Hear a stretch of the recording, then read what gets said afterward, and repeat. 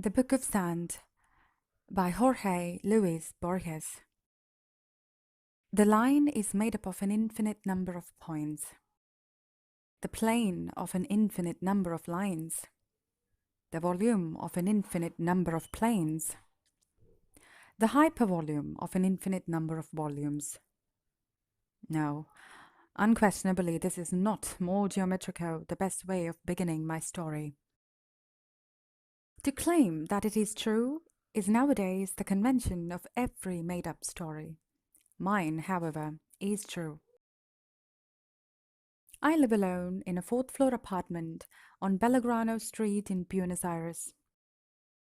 Late one evening, a few months back, I heard a knock at my door. I opened it, and a stranger stood there. He was a tall man with nondescript features, or perhaps it was my myopia that made them seem that way.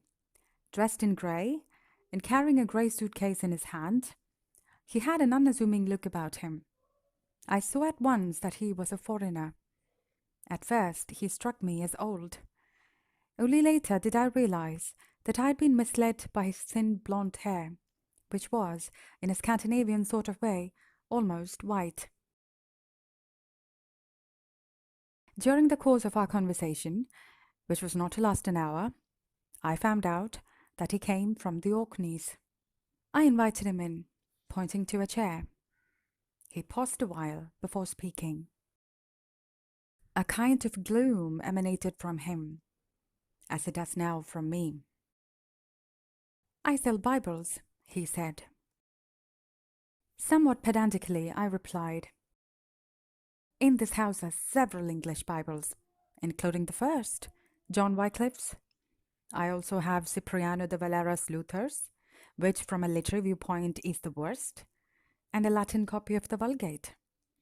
As you see, it's not exactly Bibles I stand in need of." After a few moments of silence, he said, "I don't only sell Bibles. I can show you a holy book I came across on the outskirts of Buccaneer.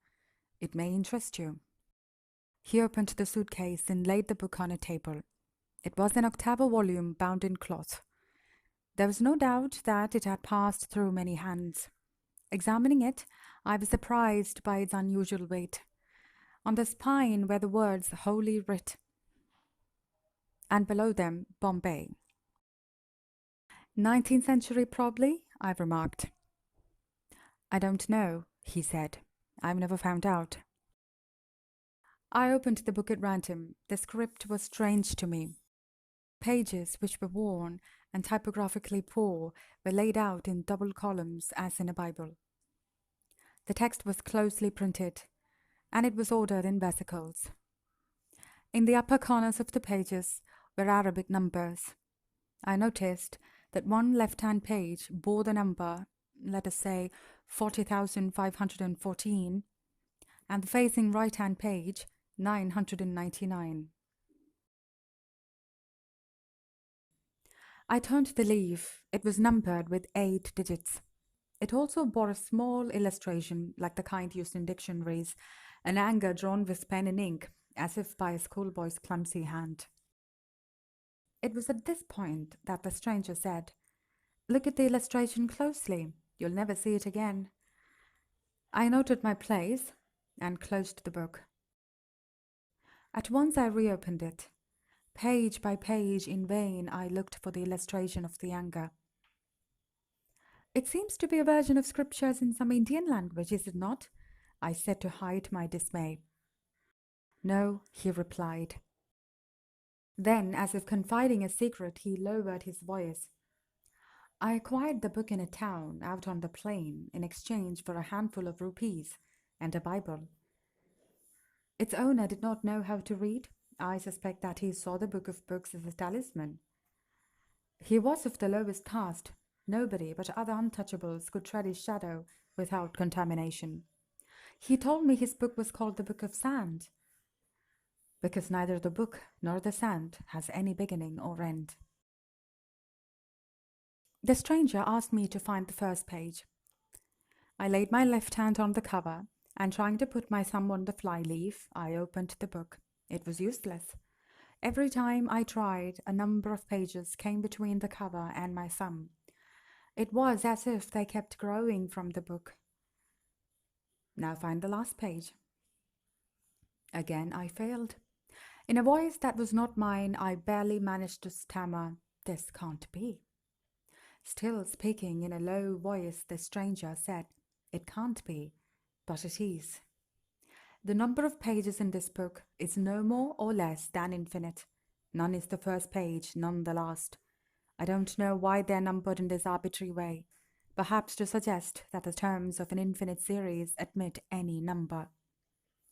Then, as if he were thinking aloud, he said, "If space is infinite, we may be at any point in space. If time is infinite, we may be at any point in time." His speculations irritated me. "You're religious, no doubt?" I asked him. "Yes, I'm a Presbyterian. My conscience is clear.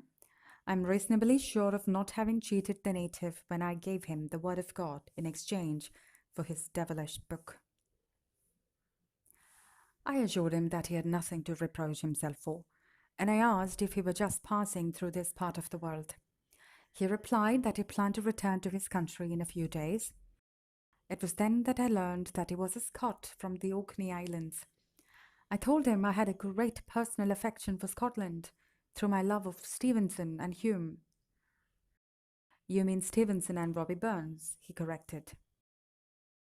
While we spoke, I kept exploring the infinite book. With feigned indifference, I asked, "Do you intend to offer this curiosity to the British Museum?" "No, I'm offering it to you," he said, and he stipulated a rather high sum for the book.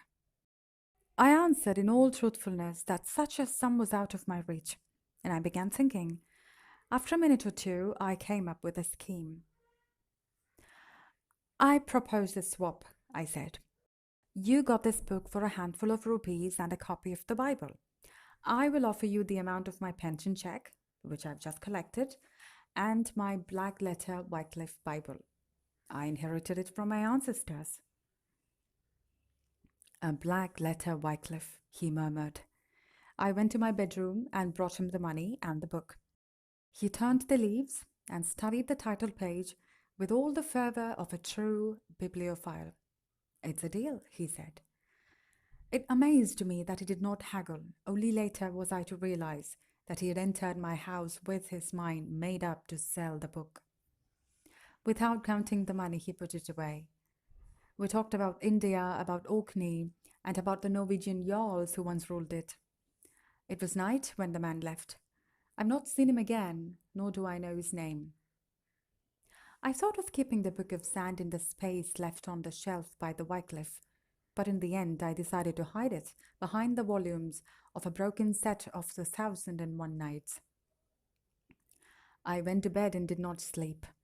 At 3 or 4 in the morning, I turned on the light.